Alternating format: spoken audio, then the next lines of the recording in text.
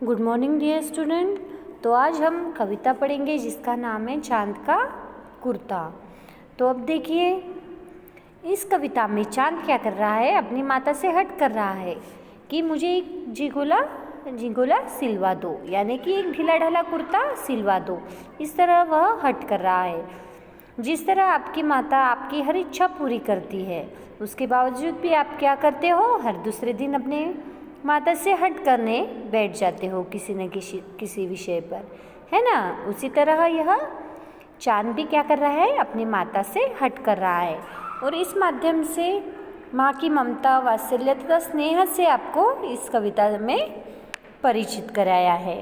और साथ ही में चांद के जो अलग अलग आकार है, उन आकारों से परिचित कराकर कल्पना शक्ति बढ़ाने का प्रयास इस कविता में किया गया है। तो देखिए, हटकर बैठा चांद एक दिन माता से यह बोला, सिलवा दो माँ मुझे ऊन का मोटा सा एक झिगोला। चांद क्या कहता है कि चांद एक दिन माता से हट करने लग गया और कहा, हट कर कहता है कि मुझे एक ऊन का एक मोटा सा झिगोला सिलवा दो, यानी ढीला ढाला कुर्ता सिलवा दो। क्यों हट कर रहा है, तो देखिए, सन चलती हवा रात भर जाड़े से मरता हूँ, ठिठुर ठिठुर कर किसी तरह बस यात्रा पूरी करता हूँ। क्या कहता है चांद कि ये जो सनसन चलती हवा रात भर जो ये सनसन चलती हवा है, मैं जाड़े से मरता हूँ, यानी मैं ठंड से सर्दी से मरता हूँ, ठिठुर ठिठुर कर किसी तरह यात्रा पूरी करता हूँ। चांद कहता है कि किसी तरह ठंड में सर्दी में मैं मेरी यात्रा पूरी करता हूँ।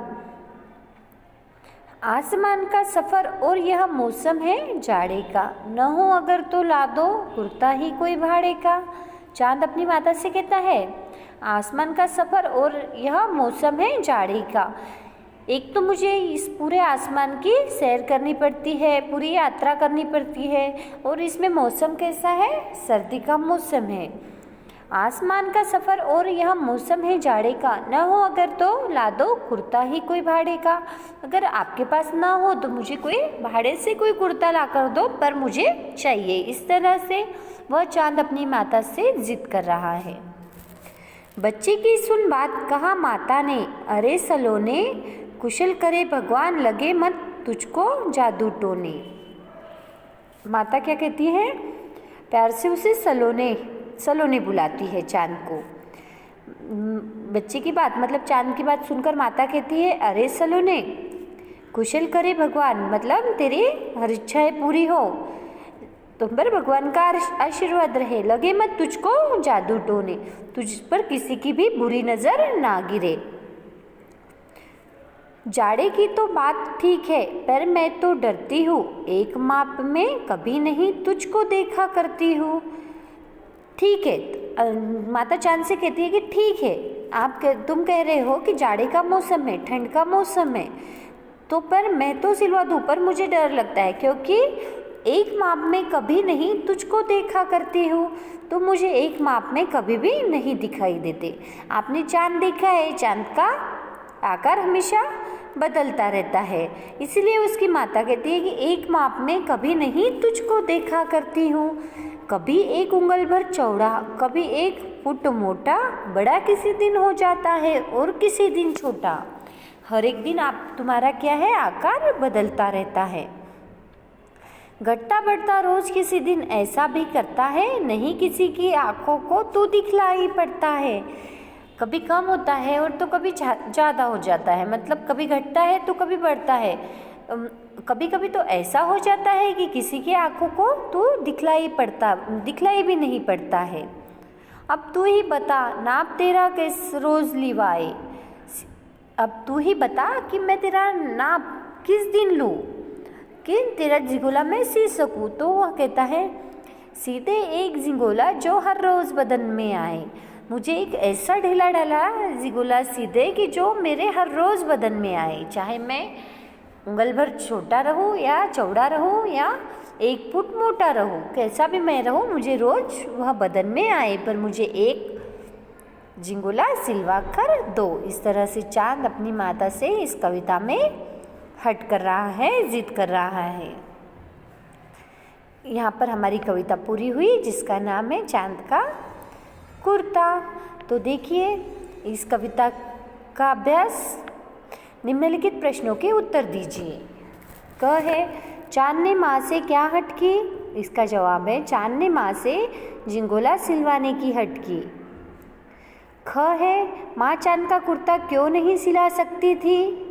इसका जवाब है माँ चांद का कुर्ता इसलिए नहीं सिला सकती थी क्योंकि चांद का आकार कभी भी एक सा नहीं होता है ना। आपने देखा है ना, चांद का आकार कभी भी एक सा होता है क्या? नहीं। इसीलिए उसकी माँ भी उसके लिए झिंगोला नहीं सिलवा पा रही थी। तीसरा है ग, चांद कुर्ता क्यों मांग रहा था? इसका जवाब है चांद को जाड़े के मौसम में रात में ठंड लगती थी, इसीलिए वह माँ से कुर्ता मांग रहा था। यह हो गए हमारे बोलकर प्रश्नों के जवाब। अब उसके बाद है लिखकर। प्रश्न 2 है निम्नलिखित प्रश्नों के उत्तर दीजिए। क, चांद किस कपड़े का झिंगोला सिलवाने की हट कर रहा था और क्यों?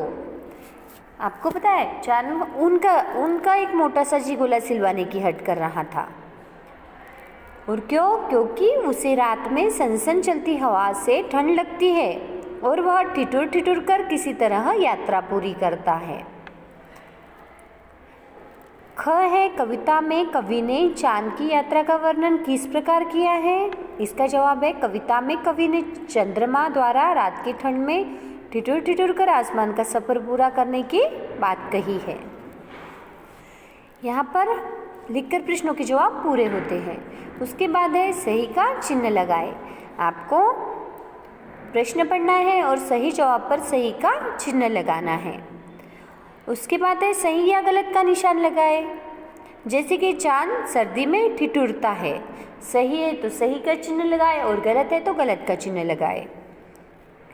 इस तरह से प्रश्न 4 पूरा करना है। उसके बाद है भाषा को जाने समझकर। तो देखिए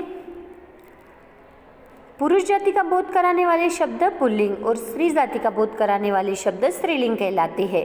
हमने लिंग की जानकारी इसके पहले हिंदी व्याकरण में पढ़ी है।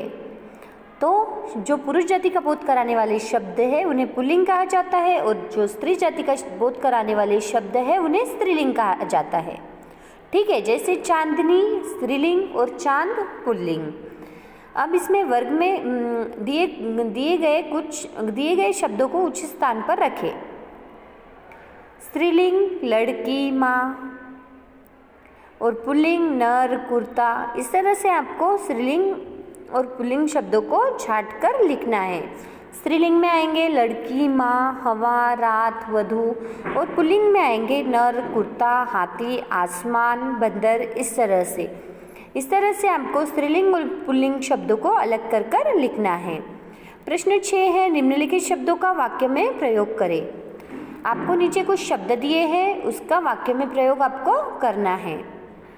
जैसे चांद का है चांद रात में निकलता है। इस तरह से वाक्य बनाना है, उसमें वह शब्द आना चाहिए। वह हो गया वाक्य में प्रयोग।